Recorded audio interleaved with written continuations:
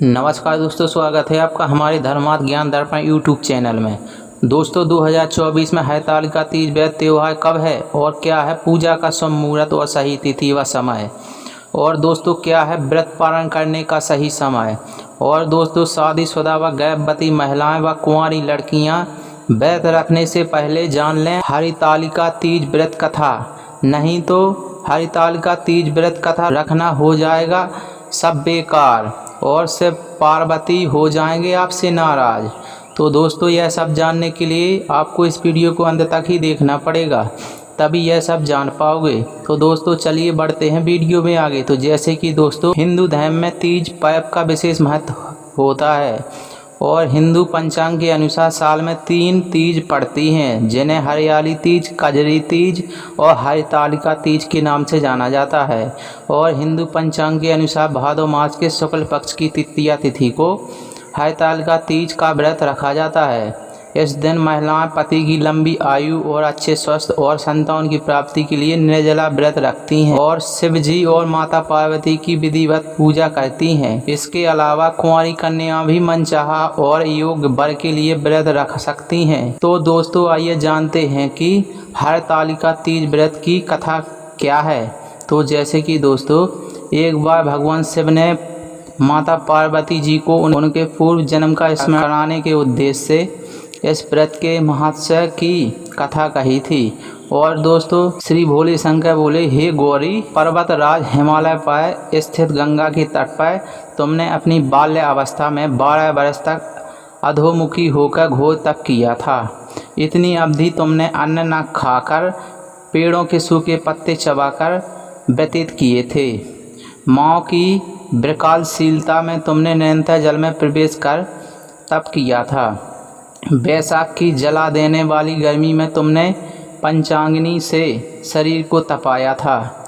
श्रवण की मूसलाधार वर्षा में खुले आसमान के नीचे बिना अन्न जल ग्रहण किए समय व्यतीत किया था।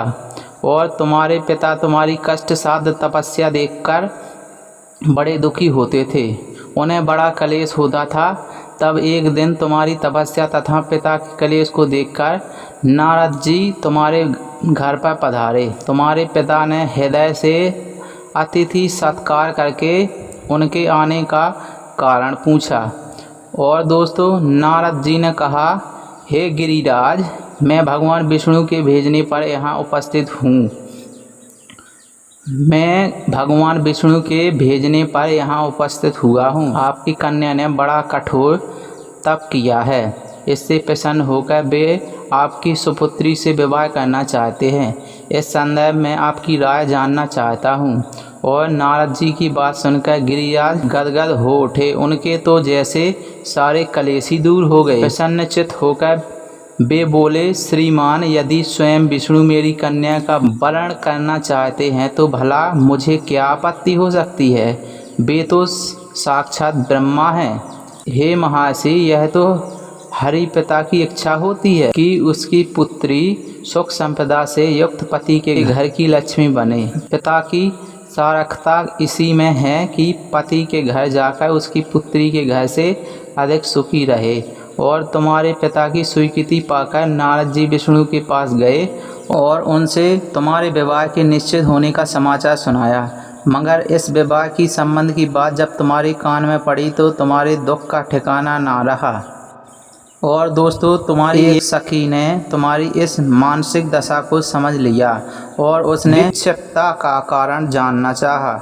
तब तुमने बताया, मैंने सच्चे हृदय से भगवान शिव शंकर का वरण किया है, किंतु मेरे पिता ने मेरा विवाह विष्णु जी से निश्चित कर दिया है। मैं विचित्र धर्म संकट में हूँ, अब मैं क्या करूँ। प्राण छोड़ देने की अतिरिक्त अब कोई भी उपाय शेष नहीं बचा है। तुम्हारी सखी बड़ी ही समझदार और सूझबूझ वाली थी और उसने कहा, सखी, प्राण त्यागने का इसमें कारण ही क्या है। संकट के मौके पर धैर्य से काम लेना चाहिए। नारी के जीवन की सार्थकता इसी में है कि पति रूप में हृदय से जिससे एक बार स्वीकार कर लिया, जीवन पर्याप्त उसी से निर्वाह करें। सच्ची आस्था और एक निष्ठा के समक्ष तो ईश्वर को भी समर्पण करना पड़ता है। मैं तुम्हें घनघोर जंगल में ले चलती हूँ, जो साधना स्थली भी हो और जहाँ तुम्हारे पिता तुम्हें खोज भी ना पाए, वहाँ तुम साधना में लीन हो जाना। मुझे विश्वास है कि ईश्वर अवश्य ही तुम्हारी सहायता करेंगे और तुमने ऐसा ही किया। तुम्हारे पिता तुम्हें घर पर ना पाकर बड़े दुखी तथा चिंतित हुए।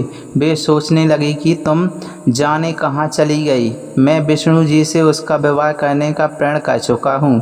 यदि भगवान विष्णु बारात लेकर आ गए और कन्या घर पर ना हुई तो बड़ा अपमान होगा। मैं तो कहीं मुँह दिखाने के योग भी नहीं रहूँगा। यही सब सोचकर गिरिराज ने जोर शोर से तुम्हारी खोज शुरू करवा दी और इधर तुम्हारी खोज होती रही और उधर तुम अपनी सखी के साथ नदी के तट पर एक गुफा में मेरी आराधना में लीन थी। भादो माह शुक्ल पक्ष तृतीया को हस्त नक्षत्र था। उस दिन तुमने रेत के शिवलिंग का निर्माण करके व्रत किया। रात भर मेरी स्तुति के गीत गाकर जागी। तुम्हारी इस कष्ट साध तपस्या के प्रभाव से मेरा आसन डोलने लगा। मेरी समाधि टूट गई। मैं तुरंत तुम्हारे समक्ष जा पहुंचा और तुम्हारी तपस्या से प्रसन्न होकर तुमसे वर मांगने के लिए कहा और तब अपनी तपस्या के फल स्वरूप मुझे अपने समक्ष पाकर तुमने कहा, मैं हृदय से आपको पति के रूप में वर्ण कर चुकी हूँ।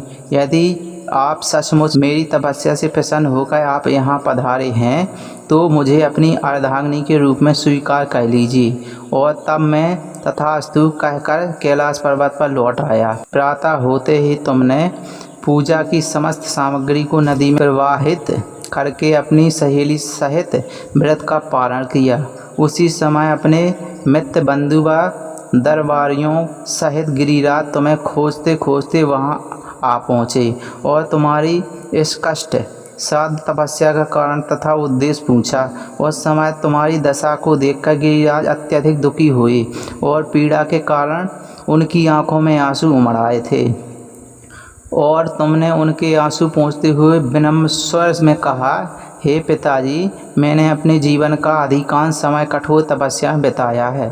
मेरी इस तपस्या का उद्देश्य केवल यही था कि मैं महादेव को पति के रूप में पाना चाहती थी। आज मैं अपनी तपस्या की कसौटी पर खरी उतर चुकी हूँ। आप क्योंकि विष्णु जी से मेरा विवाह करने का निर्णय ले चुके थे, इसीलिए मैं अपने आराध्य की खोज में घर छोड़कर चली गई। अब मैं आपके साथ इसी शर्त पर घर जाऊंगी कि आप मेरा विवाह विष्णु जी से ना करके महादेव जी से करेंगे। और गिरिराज मान गए और तुम्हें घर ले गए और कुछ समय के पश्चात शास्त्र लोक विधि विधान पूर्वक उन्होंने हम दोनों को विवाह सूत्र में बांध दिया। और हे पार्वती, भादो माह की शुक्ल पक्ष तृतीया को तुमने मेरी आराधना करके जो व्रत किया था उसी के फलस्वरूप मेरा तुमसे विवाह हो सका। इसका महत्व यह है कि मैं इस व्रत को करने वाली कुंवारी कन्याओं को मनोवांछित फल देता हूँ। इसलिए सौभाग्य की इच्छा करने वाले प्रत्येक युवती को यह व्रत पूरी एक निष्ठा तथा आस्था से करना चाहिए। और दोस्तों, अब जानते हैं कि हरतालिका तीज व्रत 2024 में सही तिथि व समय क्या है। तो जैसे कि दोस्तों, हिंदू पंचांग के अनुसार भादो मास के शुक्ल पक्ष की तृतीया तिथि को 5 सितंबर को दोपहर 12:21 से शुरू हो रहा है, जो 6 सितंबर को दोपहर 3:01 पर समाप्त होगा। ऐसे में उदया तिथि के आधार पर हरतालिका तीज 6 सितंबर 2024 को मनाई जाएगी।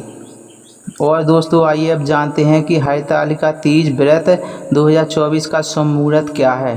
तो जैसे कि दोस्तों, पूजा का शुभ मुहूर्त सुबह में 6:02 से सुबह 8:33 तक है। इसकी कुल अवधि 2 घंटे 31 मिनट है। और दोस्तों, अब जानते हैं कि हरतालिका तीज की क्या है पूजा की विधि। तो दोस्तों, नंबर 1, हरतालिका तीज में श्री गणेश भगवान शिव और माता पार्वती जी की पूजा की जाती है। सबसे पहले मिट्टी से तीनों की प्रतिमा बनाएं और भगवान गणेश को तिलक करके दूबा अर्पित करें। इसके बाद भगवान शिव को फूल, बेलपत्र और समीपत्र अर्पित करें और माता पार्वती को सिंघार चढ़ाएं। तीनों देवताओं को वस्त्र अर्पित करने के बाद हरतालिका तीज व्रत कथा सुनें या पढ़ें। इसके बाद श्री गणेश की आरती करें और भगवान शिव और माता पार्वती की आरती उतारने के बाद भोग लगाएं। तो दोस्तों, आपको हमारी यह कहानी की वीडियो कैसी लगी कमेंट करके ज़रूर बताएं।